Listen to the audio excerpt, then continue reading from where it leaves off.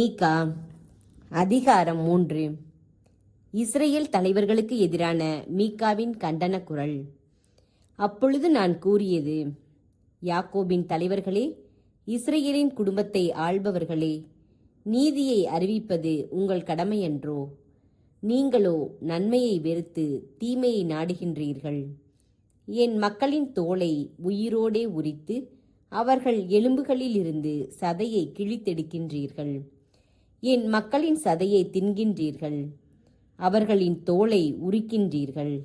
அவர்களின் எலும்புகளை முறித்து சட்டியில் போடப்படும் இறைச்சி போலவும் கொப்பரையில் கொட்டப்படும் மாமிசம் போலவும் துண்டு துண்டாக்குகின்றீர்கள். அப்பொழுது நீங்கள் ஆண்டவரை நோக்கி கூக்குரலிடுவீர்கள். ஆனால் உங்களுக்கு அவர் செவிசாய்க்க மாட்டார்.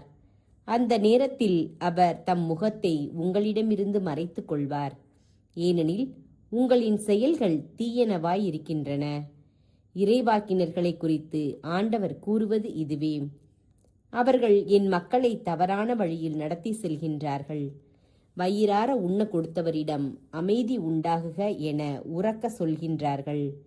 வாய்க்கு தீனி போடாதவரிடம் புனித போர் வரும் என கூறுகின்றார்கள். ஆதலால் இறைவாக்கினரே, திருக்காட்சி உங்களுக்கு கிடைக்காது, முன்னுரைத்தல் இராது. காரிருள் உங்களை கவ்விக்கொள்ளும். இனி உங்கள் மேல் கதிரவன் ஒளி படராது. பகலும் உங்களுக்கு இருளாயிருக்கும். காட்சி காண்பவர்கள் மானக்கேடு அடைவார்கள். முன்னுரைப்பவர்கள் நாணி போவார்கள். அவர்கள் அனைவரும் தங்கள் வாயை பொத்திக் கொள்வார்கள். ஏனெனில் கடவுளிடமிருந்து மறுமொழி ஏதும் வராது. ஆனால் நான் யாக்கோபுக்கும் அவன் குற்றத்தையும் இஸ்ரேலுக்கு அவன் பாவத்தையும் அறிவிக்க வல்லமையாலும் ஆண்டவரின் ஆவியாலும் நீதியாலும் ஆற்றலாலும் நிரப்பப்பட்டுள்ளேன். யாக்கோபு குடும்பத்தாரின் தலைவர்களே, இஸ்ரேல் குடும்பத்தை ஆள்பவர்களே, இதை கேளுங்கள்.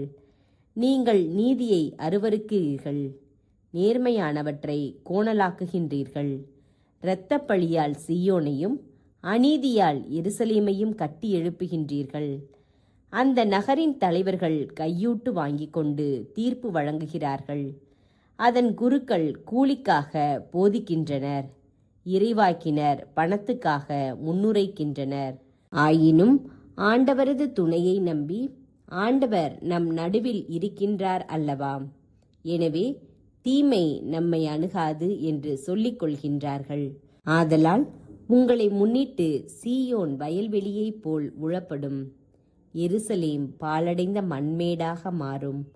கோவில் உள்ள மலையோ அடர்ந்த காடாகும்.